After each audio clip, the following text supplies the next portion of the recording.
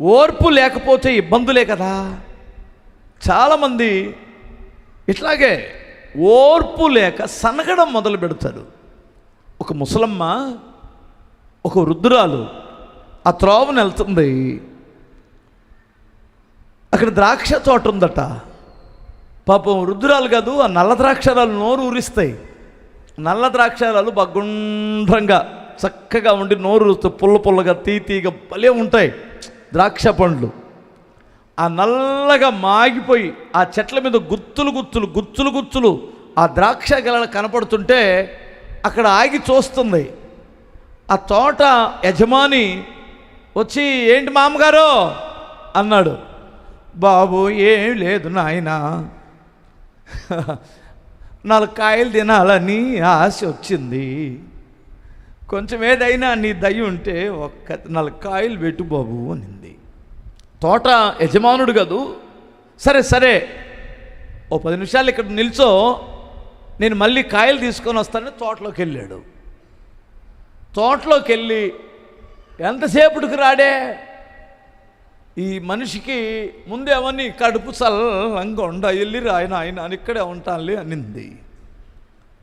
లోపలికి వెళ్ళినోడు లేట్ అయ్యే కొలది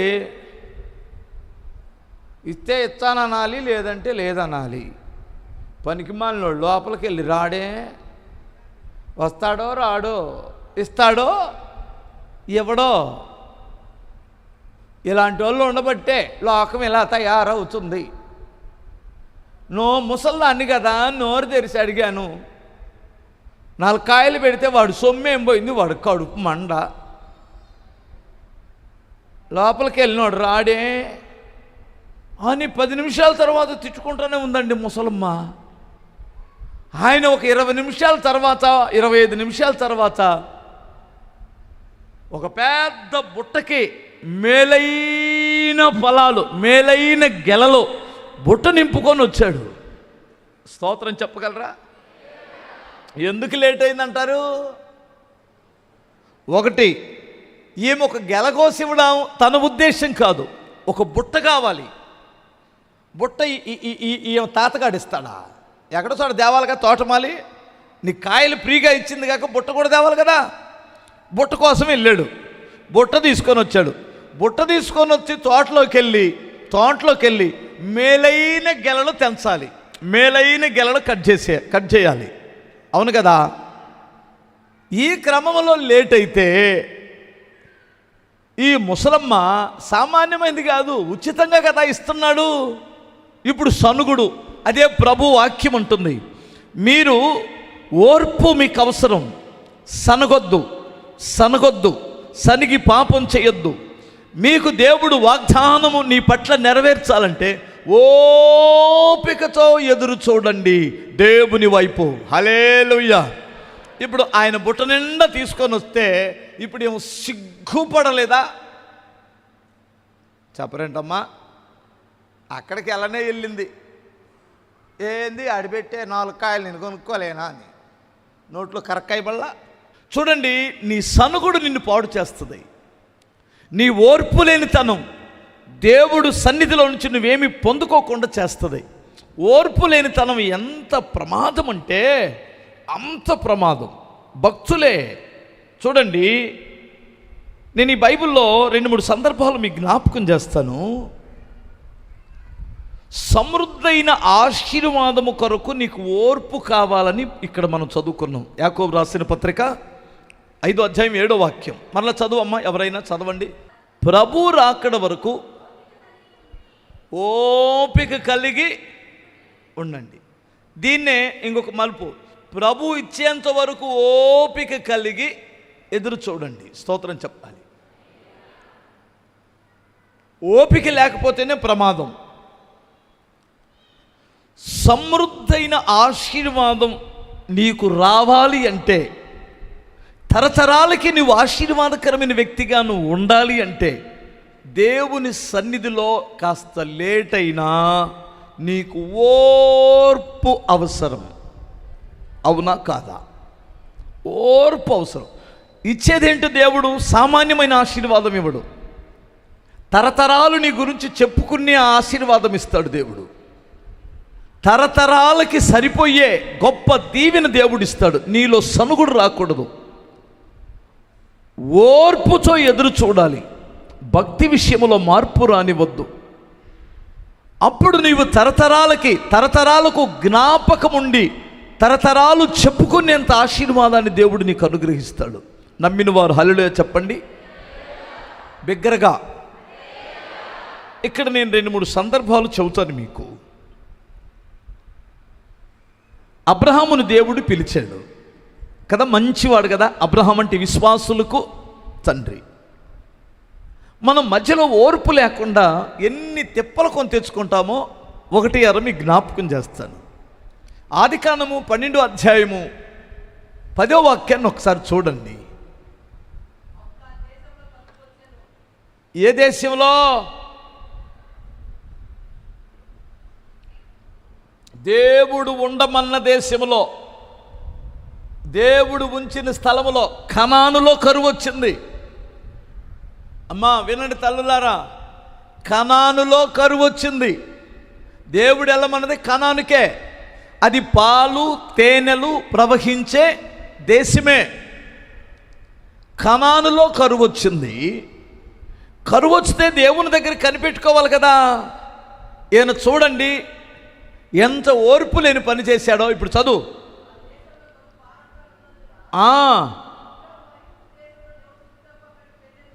అబ్రహాము ఐగుప్తు దేశములో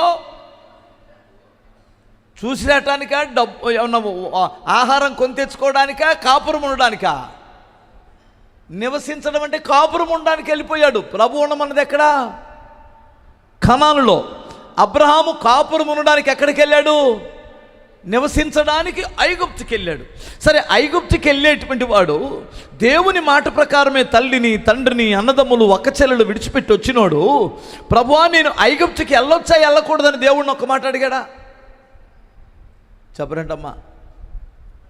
వీళ్ళ అబ్బాయి వీళ్ళ కొడుకు ఇస్సాకు అడిగాడు దేవుని సన్నిధిలో, ప్రభువా నేను కనానులో కరువు వచ్చింది, నన్ను ఏం చేయమంటావు? ఐగుప్తుకి వెళ్ళొద్దు అని దేవుడు చెప్పాడు. ఐగుప్తుకి వెళ్ళలేదు. ఈయన ఇంత భక్తుడయ్యుండి, ఇంత ప్రార్థనాపరుడయ్యుండి, ఇంత నీతిమంతుడయ్యుండి, కొంచెం శ్రమ రాగానే, కొంచెం ఇబ్బంది రాగానే ఏమండి సామాను కట్టుకుని ఐగుప్తుకి వెళ్ళాడండి. ఐగుప్తులో ఎప్పుడైతే అడుగు పెట్టాడో అన్ని ప్రతికూల పరిస్థితులు ఎదురవుతున్నాయి. వెళ్ళేటప్పుడే భయం పట్టుకుంది. ఫస్ట్ వెళ్ళేటప్పుడు అంటాడు, శారా నువ్వు చాలా చక్కగా ఉంటావు, ఈ దేశస్తులు దుర్మార్గులు, వాళ్ళ దేశంలోకి వెళ్తున్నావు. అప్పుడు పోలీస్ స్టేషన్లా, చట్టాలా, మానవ హక్కుల సంఘాలా ఏమున్నాయి? ఎవడ బలం ఉంటే వాడిదే రాజ్యం. ఎవడు బలవంతుడైతే వాడి భార్యని ఈడి భార్యని వాడు లాక్కొని వెళ్ళిపోతారు. అడిగే పని లేదు. వాస్తవంగా చెప్పాలంటే, ఒక్క మాటతో చెప్పాలంటే, ఈ గాజులు గలగల, కాళ్ళకు గజ్జలు గలగల అని వచ్చింది. అప్పుడే వచ్చింది. అమాంతంగా తీసుకున్నది గలగల అనుకోలే, ఎవడరా నా భార్యను తీసుకొని లేస్తాడు. అప్పుడు వాళ్ళు ఎత్తుకొని వెళ్ళిపోయేటప్పుడు నన్ను చంపేస్తాడేమో, ఒక మాట చెప్పు, నీకేమవుతాడు ఇతను నీకేమవుతాడు అన్నాడు అనుకో, మా అన్నయ్య అవుతాడని చెప్పే. భర్త అని చెప్పావంటే చంపేస్తారే తల్లి, నన్ను చంపి నిన్ను తీసుకుని వెళ్ళిపోతారు. అన్న అని చెప్తే నా జోలికి రారు, నువ్వు పోతే పోయావు. చూసారా ప్రేమికుడు ఎంత ప్రేమికుడో, తన అన్నదమ్ములని, అక్క చెల్లెలని, బంధుమిత్రులని, రక్త సంబంధులు అందరిని వదులుకొని ఈ మనిషి అమ్మట వస్తే, ఈ మనిషిని ఆడెవడో ఎత్తుకొని వెళ్తున్నప్పుడు నన్ను కాపాడు, నీ ఇష్టం, నువ్వేమన్నావు. వీళ్ళిద్దರಲ್ಲಿ ఎవరు నీతిమంతుడు? ఆమె అలాగే చెప్పింది ఆ మహాతల్లి. ఇప్పుడు వాళ్ళు అనుకో ఏం చేసేవాళ్ళు అంటారు? ఒకసారి ఊహించండి. వాళ్ళు వచ్చి ఏమవుతారు మీరిద్దరూ అన్నారనుకో, ఏం చెబుతారు? మా ఆయనే, ఒక్క దెబ్బకే చంపేస్తాడు. ఇతను అబద్ధం చెప్పమని చెప్పినా ఏమవుతారు మీరిద్దరూ అంటే, ఆయన మా అన్నయ్య అని చెప్పిందండి. పిచ్చిది. ఇప్పుడు వాళ్ళంత తెలివి వాళ్ళకి లేదు కదా. స్తోత్రం చెప్పగలరా? ఓకే మీ అన్నయ్య కదా, మీ ఆయన కాదు కదా.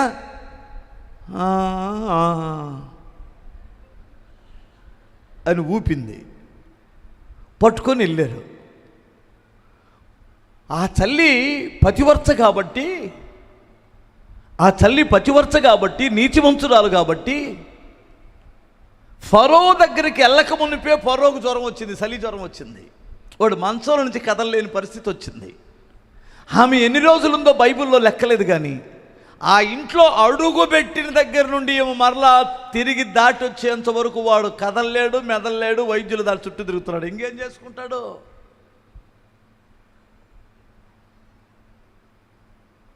ఒకసారి మీరు ఆలోచించండి. ఎందుకీ తిప్పలో, ఎందుకీ దరిద్రం? చివరికి దేవుడు అతనితో మాట్లాడిన తర్వాత అబ్రహాముని పిలిపించి, ఏమయ్యా, నీ భార్యని చెబితే నేను తీసుకొచ్చుకున్నానో లేదో, నేను అంత దుర్మార్గున్నా? నీ చెల్లెలని చెప్పబట్టి కదా నేను తీసుకొచ్చుకున్నాను. అనవసరంగా చచ్చూరుకుండేవాడిని ఈ నీతిమంతురాలు జోలికి వెళ్తే. నువ్వు ఒక ప్రవక్త వంట కదా, స్తోత్రం చెప్పాలి. నువ్వు యెహోవా మహాదేవుడికి, సర్వశక్తి గల దేవుడికి ప్రవక్త వంట కదా. నీ భార్య అంట కదేమా? ఏమండి, ఈ పతివర్త నా ఇంట్లోకి వచ్చిన దగ్గర నుండి నేను కదలలేకపోతున్నాను, మెదలలేకపోతున్నాను. నాకెందుకు వచ్చిన గోల? నీ భార్యను నువ్వు తీసుకొని వెళ్ళు. దీనికి వడ్డీగా నేనేమిస్తానంటే గొర్రెలు, గొడ్లు, ఎద్దులు, మేకలు, సంపాదన, విస్తారమైనటువంటి సంపాదన మాత్రమే కాదు, దాసీలను కూడా ఇస్తాను నీకు, పనివారిని తీసుకొని వెళ్ళమంది. ఆ మందలో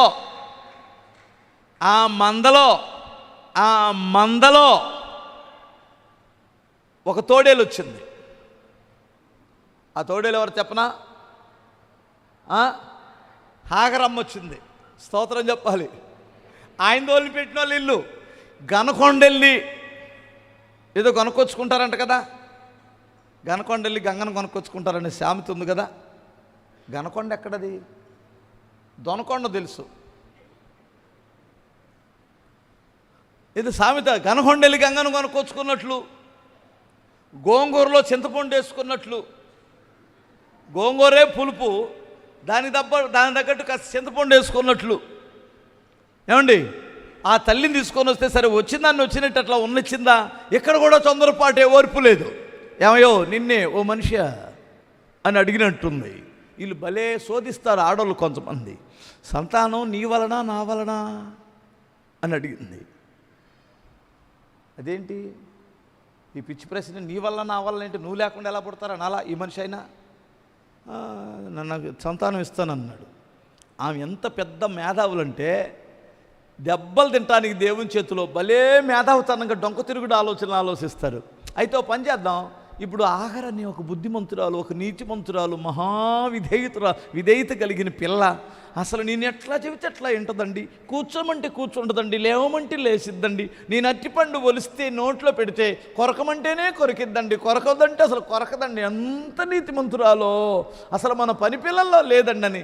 కొంతమంది పెళ్లి కాకముందు అలాగే ఉంటారు, పెళ్ళైన తర్వాత తెలుస్తుంది.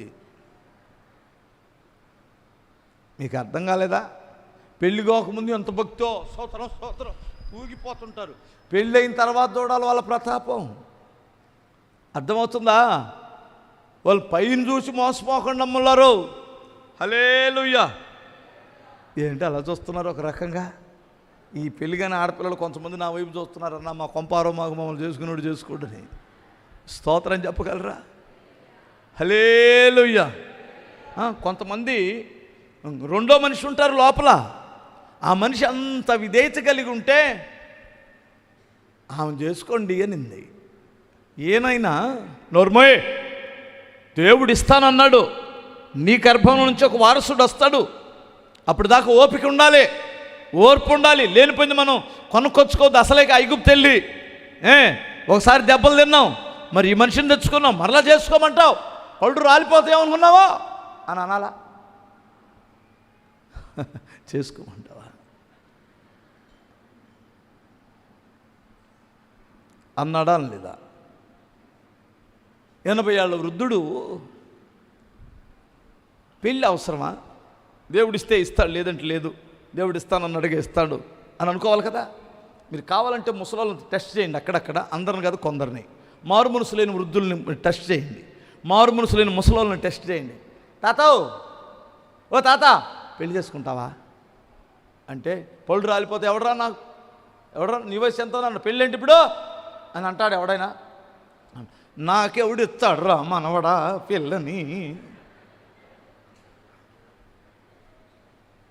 అంటే దాని అర్థం ఏంటి?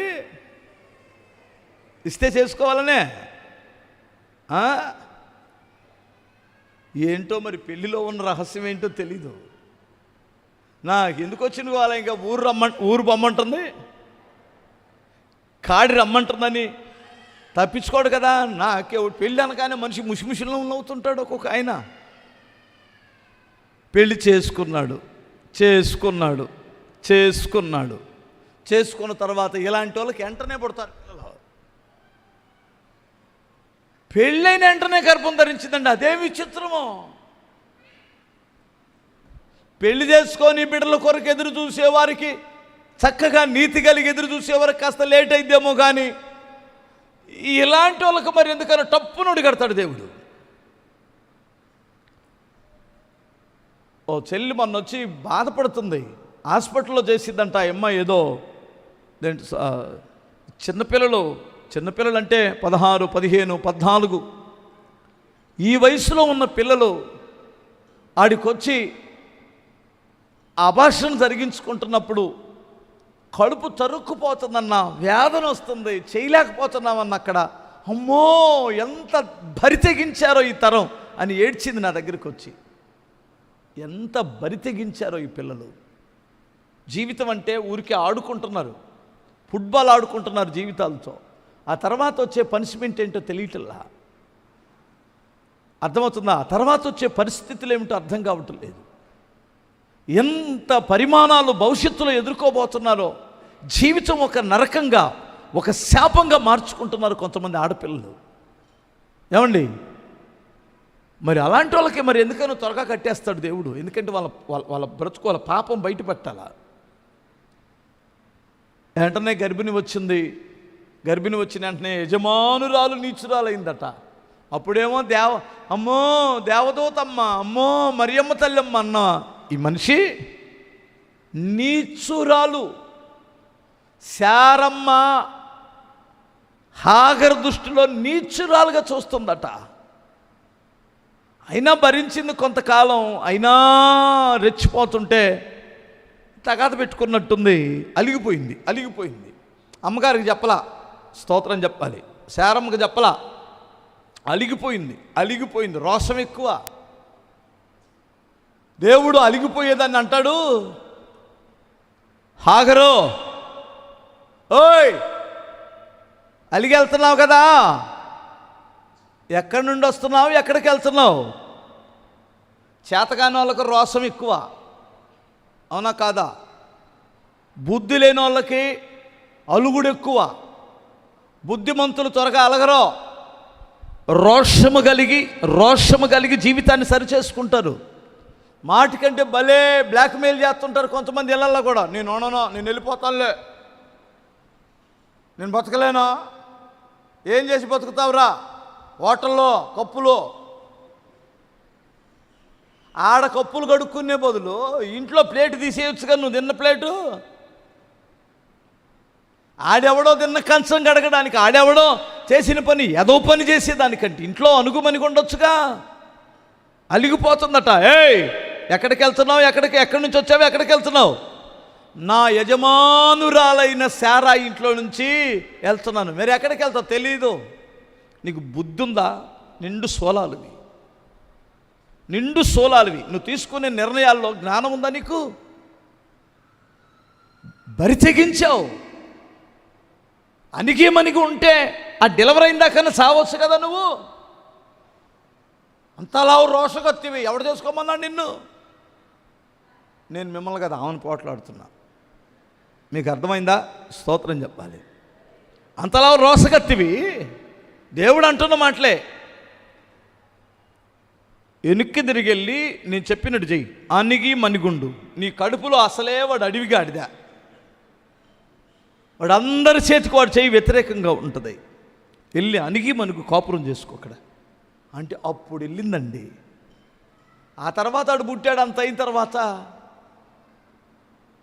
మరలా సౌతులు పోట్లాట కదా.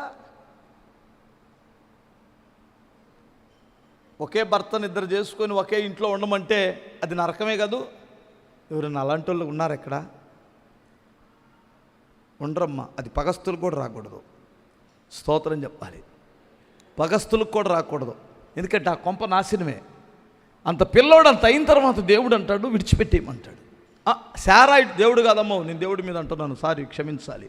శారా దీని కొడుకుని పంపించేయమనింది. అప్పుడు మోకరించి అప్పుడు మహా ఓర్పుతో ప్రార్థన చేస్తున్నాడు. తండ్రి నా దేవా, చూడండి, అయినా దానికి ఓర్పు లేదు శారాకి. దీని కొడుకుని పంపించమంటున్నాడు ప్రభువా, నన్నేం చేయమంటావు ప్రభువా, దాంతో మాట్లాడు ప్రభువా అంటున్నాడు. నేను విన్నాను కానీ అన్నీ చూశాను కానీ శారా చెప్పింది నిన్ను అర్థమైందా మీకు? శారా చెప్పింది విను. ఎందుకన్నాడో తెలుసా? నువ్వు శారా మాటలని ఓర్పు లేకుండా నేను ఇచ్చేంతవరకు కాకుండా హగరణ చేసుకున్నావు. ఇప్పుడు ఆ శారా కదా పంపించమంటదే, పంపించు. మధ్యలో నన్ను పెడతావే? చెప్పిందామా, చేసుకుంది నువ్వు. ఇప్పుడు మళ్ళా పంపించమంటున్నామా, మధ్యలో నన్ను లాగుతావేంటి? ఆమె ఏం చెప్పిందో అదే ఇనో అన్నాడు. మీకు అర్థమైందా దేవుడు ఎలా పక్కన సైడ్ అయిపోతాడో? నీ సొంత నిర్ణయాలు తీసుకుంటే దేవుడు ఇన్వాల్వ్ అవ్వడు, దేవుడు సైడ్ అయిపోతాడు. స్తోత్రం చెప్పాలి. ఇంకొకసారి చెప్పగలవా? ఇప్పుడు నేనే ఉన్నాను అనుకో, నాకు బోలెడంత ఆశలు ఉన్నాయి, బోలెడంత అవసరం ఉంది. ఇప్పుడు నేను అప్పు తెచ్చి కూడా చేయగలను. ఏదైనా ఈ మందిరం పనో స్థలమో ఇంకోటో అప్పు తెచ్చి కూడా చేయగలను. దేవుడు చేసిందాకా నేను మౌనంగా ఎదురు చూడకుండా నేనేదో దేవుడి కంటే ముందుగా వెళ్ళి పనిచేసి అప్పులు తెచ్చి అయినాననుకో, ఆయన సైడ్ అయిపోయి, మరి నన్ను అడగకుండా నువ్వే కదా నా పని చేస్తున్నావు, నాకు సహాయకుడు నువ్వు, నేను నీకు సహాయం చేయాల్సింది మోనిచ్చి నువ్వు నాకు సహాయం చేస్తున్నావు. స్తోత్రం చెప్పాలి. ఎరా ఎవరినో ఉన్న బలపరచాలరా గాడిద? దేవుడు మనల్ని బలపరచాలా, మనం దేవుడిని బలపరచాలా? అడదదురా. అర్థమైంది కదా? ఇప్పుడు మర్మంగా చెప్పా, జాగ్రత్త. వాక్యం, సత్యవాక్యమును సరిగా విభజించాలి. స్తోత్రం చెప్పాలి. గట్టిగా స్తోత్రం చెప్పగలరా? దేవుడికి మనం సహాయం చేయాలా, దేవుడు మనకు సహాయం చేయాలా? అయ్యి బాబోయ్, దేవుడు కాస్త వెనకాడాడు, నేను 10 లక్షల రూపాయలు తెచ్చి 50 లక్షల రూపాయలు తెచ్చి స్థలం కొనేసి దేవుడికి సహాయం చేద్దామని తెచ్చారనుకో, ఓ థ్యాంక్ యూ బాబు, నీ సహాయం లేకపోతే నా సేవ జరగదు నాన్న. నీ సహాయం నాకు ఎంత అవసరం. 50 లక్షలు కాదు, ఆ 50 లక్షలకి రూపాయి వడ్డీ కాడికేసుకొని ఎంత ఇద్దిరా? రూపాయి వడ్డీ ఎంత? 50,000 అయిద్దిగా. రూపాయి వడ్డీకి ఎవడిస్తాడు? రూపాయి వడ్డీకి ఇస్తే కోట్లు తీసుకున్నాను లేరు మీ దగ్గర. 2 రూపాయల వడ్డీకి ఎడికేసుకున్నాను, నెలకు 1,00,000 రూపాయలు అయింది కదా. పెద్ద సేవకుడిని, పెద్ద వీరుడు బయలుదేరాడు సేవ చేయటానికి. ఇప్పుడు నెలకు 1,00,000 రూపాయలు నేను ఎక్కడి నుంచి తెచ్చి కడతాను? ఏం చేస్తాను? నడ్డిరిగిద్దా ఎరగదా? దేవుడు మౌనముగా పక్కకి వెళ్ళిపోతాడు, సేవలో నుంచి వెళ్ళిపో అంటాడు. అర్థమవుతుందా? హల్లెలూయా.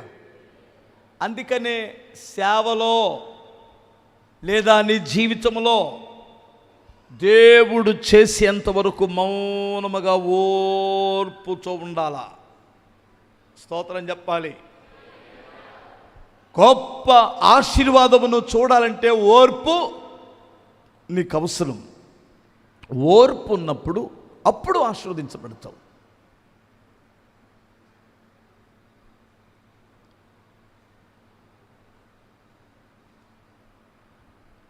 నయోమి భర్త పేరేంటి? అమ్మాయి ఎలిమెలెక్. సామానంతా కట్టి భార్యని ఎంట పెట్టుకొని 2 కొడుకులను ఎంట పెట్టుకొని బయలుదేరాడు మోయాబుకు బయలుదేరాడండి. రేపు మేము వెళ్ళేది మోయాబుకే, ఉండటానికి కాదు, చూడడానికి. స్తోత్రం చెప్పాలి ఒకసారి, 2 చేతులు చెప్పగలరా? మోయాబుకి వెళ్ళి అక్కడ కాపురం ఉండటానికి వెళ్ళి చచ్చిపోయాడు. పాపం ప్రాణాలు పోగొట్టుకున్నాడు. కొడుకులు 2 ప్రాణాలు పోయినాయి. ఒకానొక పట్టణమునకు వెళ్ళి అక్కడ కాపురం ఉండి వ్యాపారము చేసి లాభము సంపాదించుకుందాము రండి అని చెప్పువర్లారా, మీ ప్రాణము మీ జీవము ఏ పాటిది అంటాడు. సహవాసం లేని దగ్గర, దేవుని సన్నిధి లేని దగ్గర ఓర్పు లేకుండా వెళ్ళి జీవితాన్ని పాడు చేసుకుంటే, బైబిల్లో చక్కగా 6వ వాక్యం కాడికి వచ్చేసరికి, మొదటి అధ్యాయం 6వ వాక్యం దగ్గరికి వచ్చేసరికి ఏం లేదండి, 5 వాక్యాల్లో వారి జీవితం ముగించబడింది. 6వ వాక్యం దగ్గరికి వచ్చేసరికి యెహోవా తన ప్రజలను దర్శించి వారికి ఆహారం ఇచ్చుచున్నాడను సంగతి వారికి వినిపించేసింది. స్తోత్రం చెప్పాలి.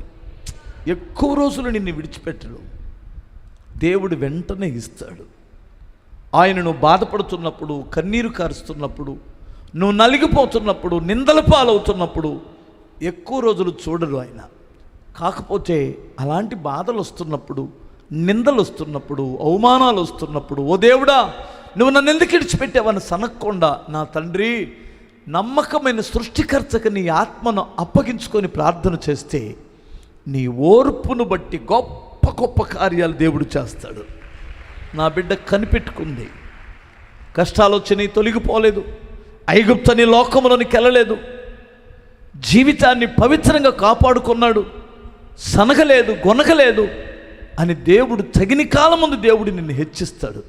ఆ తర్వాత అబ్రహాం బలి సరి చేసుకున్నాడండి. ఎంత తెగించి సరి చేసుకున్నాడంటే ఆఖరి కొడుకుని పంపించేశాడు. సొంత కొడుకును బలివ్వమంటే బలి చేశాడు. అర్థమవుతుందండి. ఇక నా ప్రభు తప్ప నాకెవరో అవసరం లేదన్నాడు. గొప్ప మార్పత్వంలో కలిగిన తర్వాత దేవుడు అప్పుడు పిలిచాడు, ఇతడు నా స్నేహితుడని. కొట్టు చప్పట్లు ఒకసారి. హల్లెలూయా. ఇప్పుడు నేను సమృద్ధైన ఆశీర్వాదం కొరకు నీకేం కావాలని చెప్పాను? ఓర్పు కావాలి.